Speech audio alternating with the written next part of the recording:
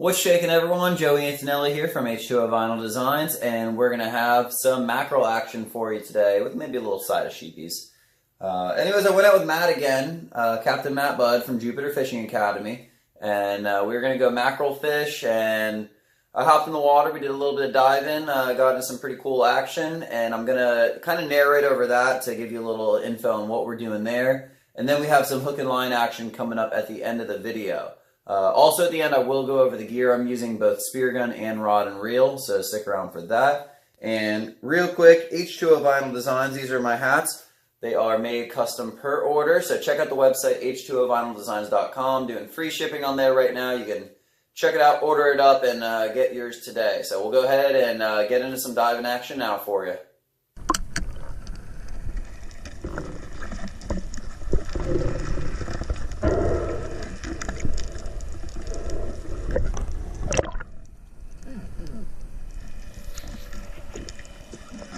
So the first spot we hit up was a pretty shallow spot. It was kind of in the area where we normally mackerel fish. So I hopped in, swam down, and the mackerel weren't really biting too well hook and line. And the water was kind of dirty, and we get a lot of shark action, so I wasn't too happy with it. But the mackerel schools are always really cool to swim around in and see that many fish. And I was trying to find a jumbo mackerel, which is something over like the 3-pound range. And there wasn't any, so just ended up picking out a better medium-sized mackerel, we'll call it. And I actually had my safety turned on. I got to go ahead and take the safety off that spear gun because I do not believe in safeties on spear gun. But found a nice mackerel, took a shot on him, and this Koa, it's a 120 Euro, is deadly accurate. I absolutely love this gun, minus the safety feature. I got to take that safety off. And when I tell you guys I don't like the safety on a spear gun, that's because if the bands are pulled back, whether you have a safety or not, these spear guns, they should always be treated like they can fire off at any second. I mean, don't aim it at anything, don't aim it at your boat, don't aim it at a person. Just, if you're gonna bring it in the boat, I always like to aim them out the back of the boat, which is still not really something you should do, but if you're hopping spots, it's kind of annoying to keep unloading the gun manually. So on this drop, I went down to the bottom, and I was looking for a nice sheephead, so I was swimming around on the bottom and just putting a little bit of time in there, and found a nice little sheepy. See that guy right there, picked him off. And you'll notice on this gun, I'm only using one band pulled back. It's because I'm diving in very shallow water. It's probably only about 25 or 30 foot deep, and this is a really powerful gun. And in dirty water, I don't want to be shooting this gun into a rock with both these bands, end up damaging my shaft or getting it stuck and having to really put a lot of effort in to get it back. And most of these fish, I'm shooting them from very, very close, so you don't need the power that this gun's capable of. Get him, Eric! Right there, that was Eric pulling in a mackerel, and then he hooked up on another one, so I swam down and tried to get a shot of it going up above me. And at first thought it was a mackerel, but as soon as I saw it when I popped out of the water, I could tell it looked a little different. Lift him! Is that a kingfish? I think it might be. Is that a short, right? Yeah, that's short. It's a kingfish.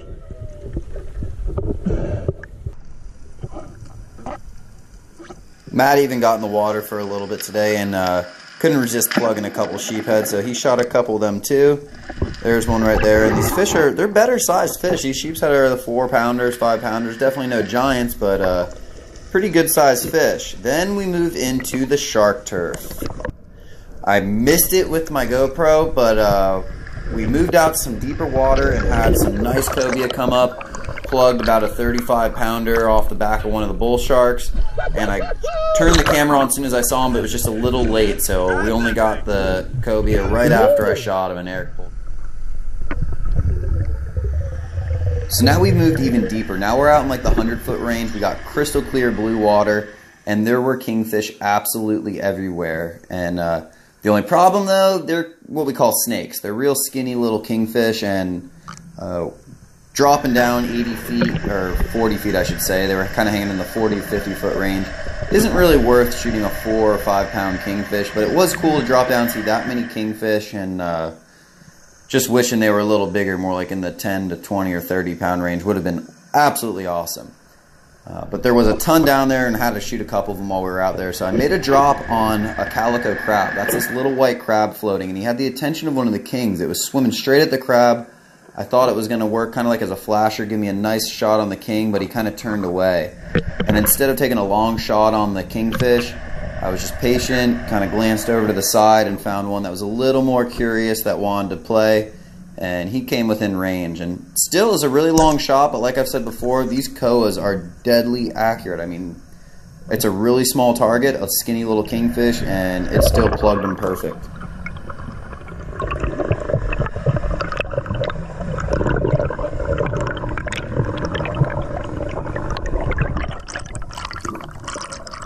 So you can see it's definitely not a big kingfish by any means, but it is fun to get in the water, shoot a couple of them. And then we decided to start heading in and try to get a couple kings on hook and line, and that's where we'll pick up here for the rest of the video. Alright, we are throwing spoons and plugs for mackerel of the king variety.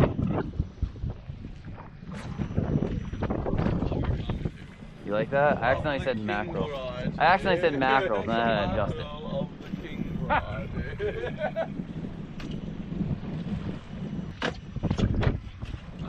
Watch your foot, Zach.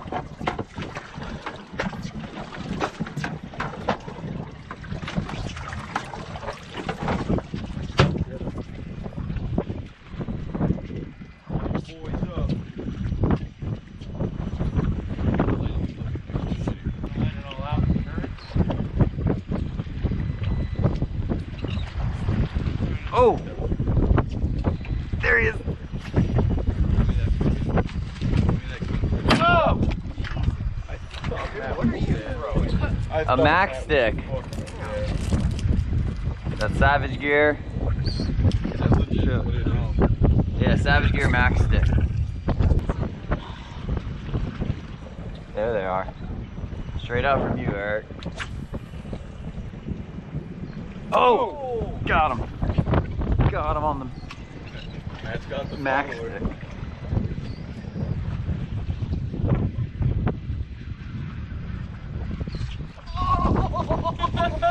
Woo!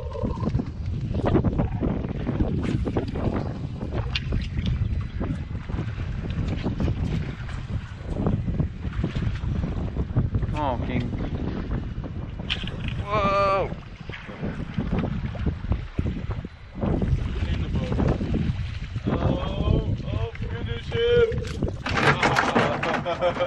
Right.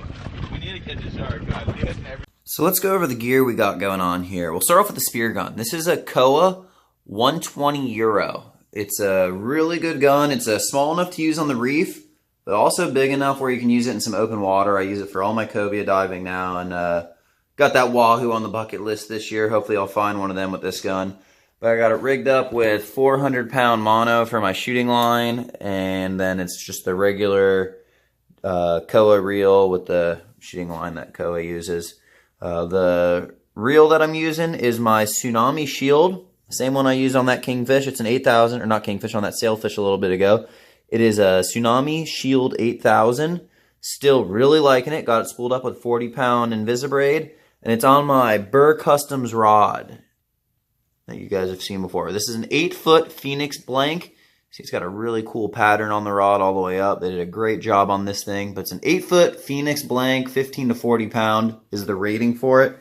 And then I mentioned the safety on these things, on the spear gun. So we're going to go ahead and I'm going to show you how you pull the safety out of here. I'm just going to take off these 4 bolts, or these 4 screws real fast, and show you what's underneath. Popped out the screws.